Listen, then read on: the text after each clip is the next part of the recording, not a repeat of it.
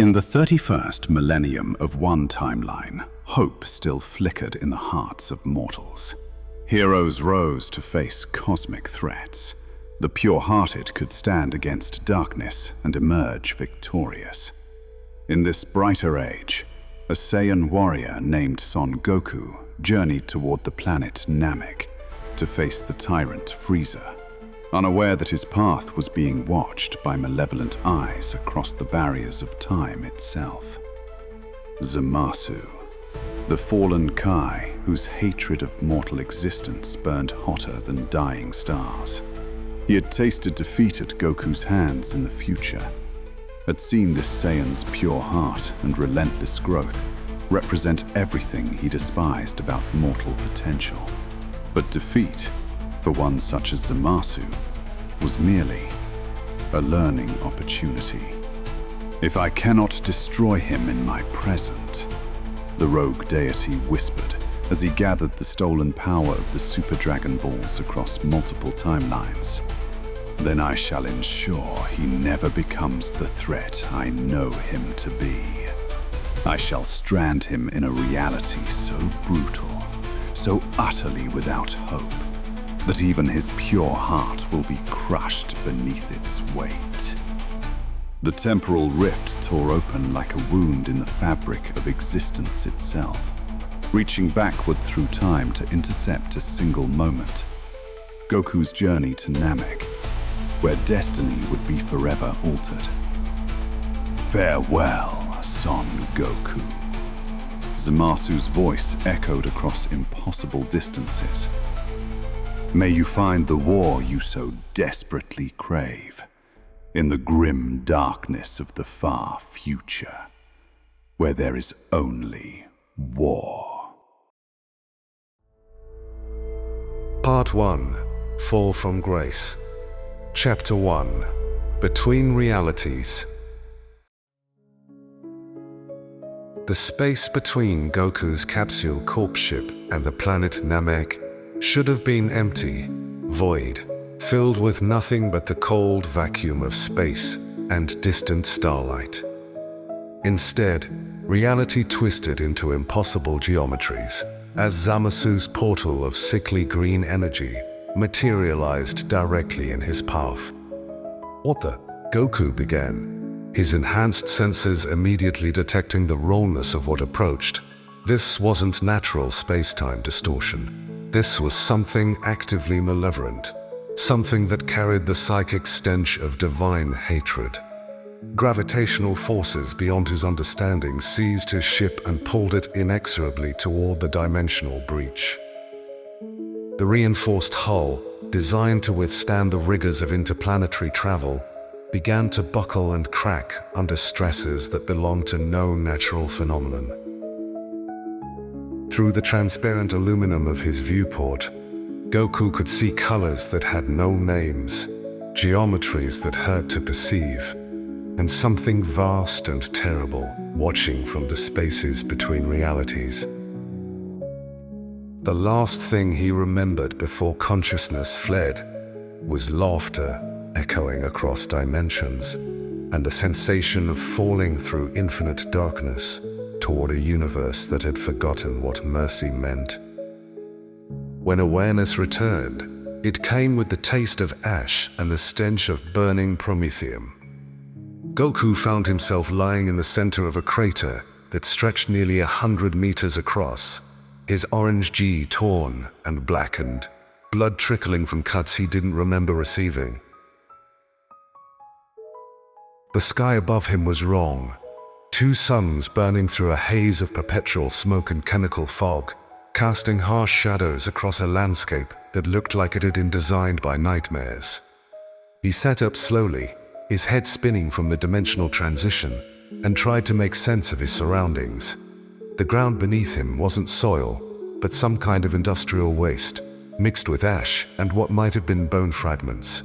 In the distance, towering spires of metal and flesh reached toward the poisonous sky, while closer at hand, crude structures that barely qualified as architecture squatted among fields of rust and decay.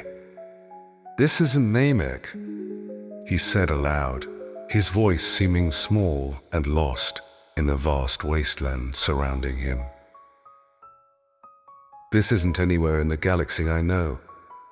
That was when he became aware of the circle of massive figures surrounding his crater.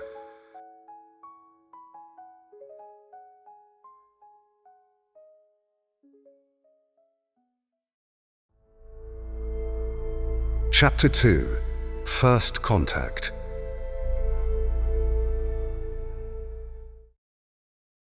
They stood at least 8 feet tall, their powerful frames covered in green-tinged skin that was scarred and pockmarked with crude tattoos and ritual scarification. They wore armor that looked like it had been assembled from scrap metal and held together by faith alone, while their weapons were brutal things designed more to cause pain than to kill efficiently. Their eyes, small and piggy, but gleaming with primitive intelligence, were fixed on him with expressions that mixed curiosity and predatory hunger. But there was something else, something that his enhanced senses detected immediately. These beings radiated psychic energy in a way he had never encountered before. Not the refined ki of martial artists or the cosmic power of beings like Frieza, but something more primal and more concern. The very air around them seemed thick with potential, as if reality itself was more malleable in their presence. At their head stood a figure that dwarfed even his massive companions. Nearly 10 feet of muscle and crude cybernetic enhancement, with one arm replaced entirely by a mechanical claw that sparked with electrical discharge. Across his scarred chest hung necklaces made from skulls of various species, while his remaining natural arm gripped a weapon that was part chainsaw, part axe, and entirely terrifying. This was war boss Grimtusk Ironjaw, and he had not survived 3 decades of constant warfare by showing mercy to anything that breathed. The war boss studied Goku for a long moment, his head tilted like a predator examining potential prey.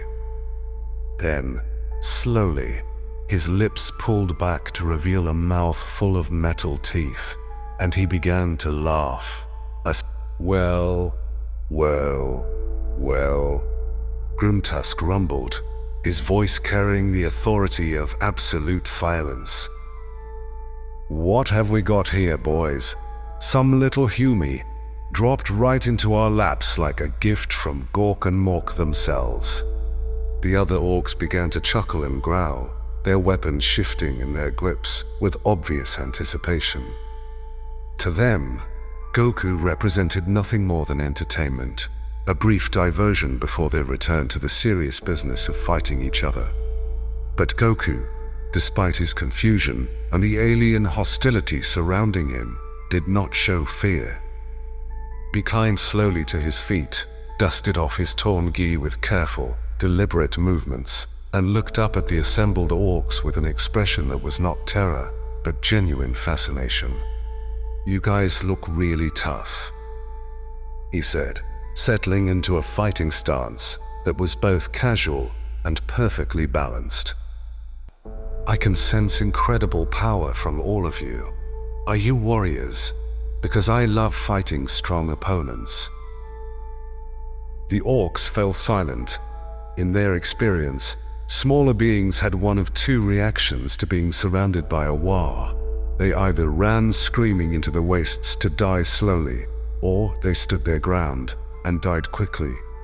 They had never encountered one who looked at them and smiled like he was about to enjoy himself. Did this little git just challenge us?" One of the orc boys whispered, his voice a mixture of disbelief and grudging admiration. Grimtusk's laughter died in his throat, replaced by something that might have been respect, or might have been hunger for a fight worth having. "Boys," he said slowly, raising his chain axe above his head, "I think we found ourselves something special here. Let's see if this Humie bleeds red, or if he's got something more interesting inside. Chapter 3: The Dance of War. What followed would be debated in orc camps across the sector for years to come. The first attack came from 3 directions simultaneously, crude but devastating blades that would have reduced a normal human to constituent atoms. Instead, Goku moved like water, flowing between their strikes with an economy of motion that bordered on the supernatural. His counterattacks were measured, precise, powerful enough to send his attacker staggering, but not so devastating as to kill them outright. This was not the desperate fighting of cornered prey, nor the cold efficiency of a trained killer. This was something the orcs had never encountered before, pure joy in the art of combat itself. Ha! Goku laughed as he ducked under a particularly vicious swing, his eyes bright with excitement. You weren't kidding about being tough. That technique was incredible. Where did you learn to combine momentum like that? Come on, don't hold back. I want to see what you can really do.